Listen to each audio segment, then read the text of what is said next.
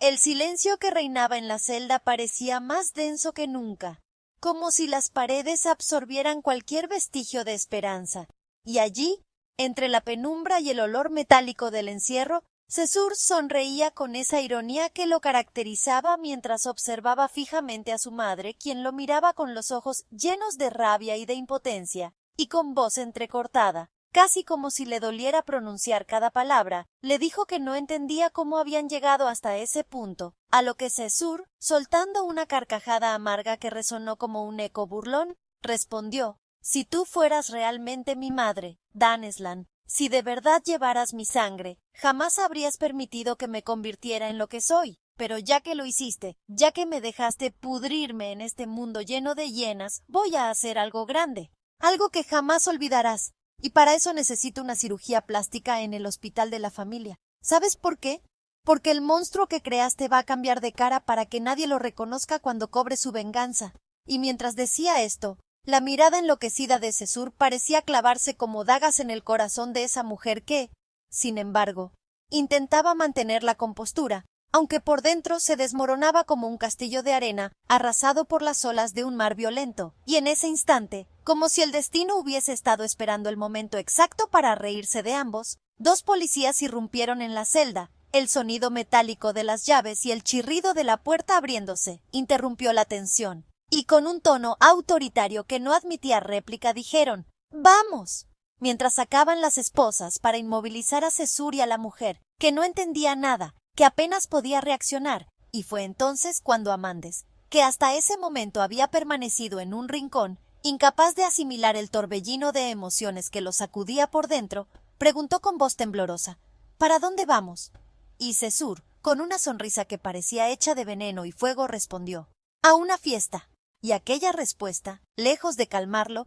hizo que Amandes sintiera un frío recorrerle la espalda. Un frío que no provenía del aire, sino del presentimiento oscuro de que lo que estaba a punto de suceder cambiaría sus vidas para siempre. Y mientras los policías los conducían por el pasillo sombrío, el eco de sus pasos se mezclaba con el retumbar de un corazón que latía como un tambor de guerra. El corazón de alguien que sabía que la noche apenas comenzaba, y que cada segundo que pasara los hundiría más en un abismo sin retorno. Y así, entre luces mortecinas y sombras que parecían bailar al compás del destino, los llevaron hacia una salida que olía a peligro, a traición, a secretos por revelarse. Y al llegar al estacionamiento, donde la bruma se enroscaba entre los autos como un espectro silencioso, los empujaron dentro de una camioneta negra sin distintivos, un vehículo que parecía diseñado para borrar cualquier rastro de humanidad, y el motor rugió como una bestia despertando de su letargo mientras la noche los tragaba. Y allí, en ese trayecto cargado de incertidumbre,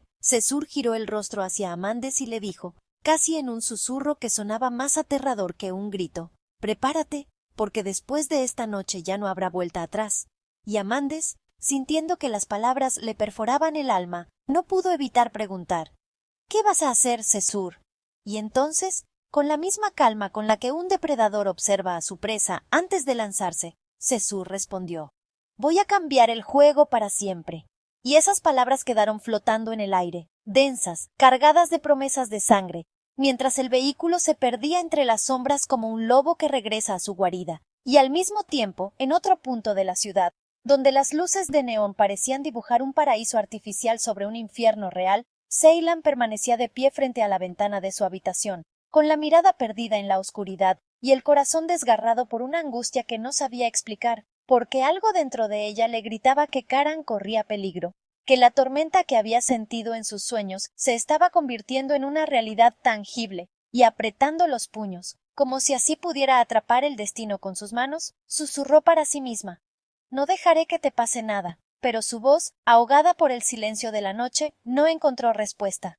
porque Karan, en ese mismo instante, se encontraba en el centro de un huracán que él mismo había provocado, un huracán hecho de secretos, de alianzas rotas, de enemigos invisibles que se movían en la oscuridad como sombras hambrientas, y mientras intentaba descifrar las piezas de ese rompecabezas mortal, las imágenes del pasado regresaban a él como cuchillos que lo herían una y otra vez: la traición de quienes juraron estar a su lado, la sonrisa venenosa de quienes lo empujaron al abismo, y en medio de ese caos interno, la única luz que brillaba era el rostro de Ceylan, esa mujer que se había convertido en su ancla, en su razón para no rendirse, pero también en su mayor debilidad, porque sabía que si la tocaban a ella, si le hacían daño, no habría fuerza en el mundo que lo detuviera, y esa promesa ardía en su sangre como fuego líquido, mientras apretaba la mandíbula y juraba en silencio que haría arder la tierra antes de permitir que la perdieran. Y mientras tanto, en la mansión, donde los secretos se escondían detrás de paredes que habían escuchado más confesiones que cualquier iglesia,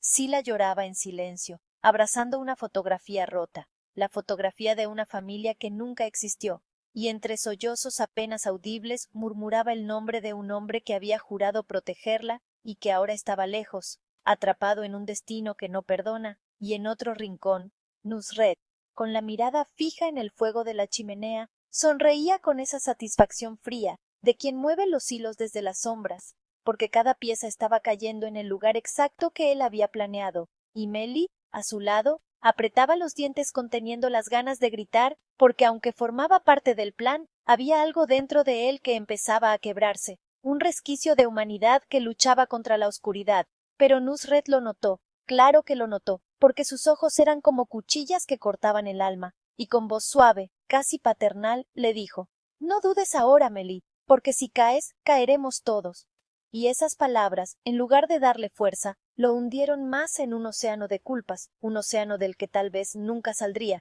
y mientras el reloj avanzaba implacable hacia una medianoche que prometía sangre y lágrimas, en algún lugar de esa ciudad que nunca duerme, el destino seguía escribiendo con tinta negra la historia de todos ellos, una historia que estaba lejos de terminar, porque cada secreto revelado engendraba 10 más, cada traición paría una venganza, y cada amor, por más puro que pareciera, llevaba en su vientre el germen de la destrucción, y así, mientras la lluvia comenzaba a golpear los cristales con la furia de 1000 tambores, como si el cielo mismo llorara por lo que estaba a punto de suceder, Cesur, sentado en la camioneta con las manos esposadas pero con el alma más libre que nunca, sonrió una vez más, porque sabía que la noche era suya, que el infierno estaba a punto de abrirse, y que cuando lo hiciera, nadie, absolutamente nadie, saldría ileso.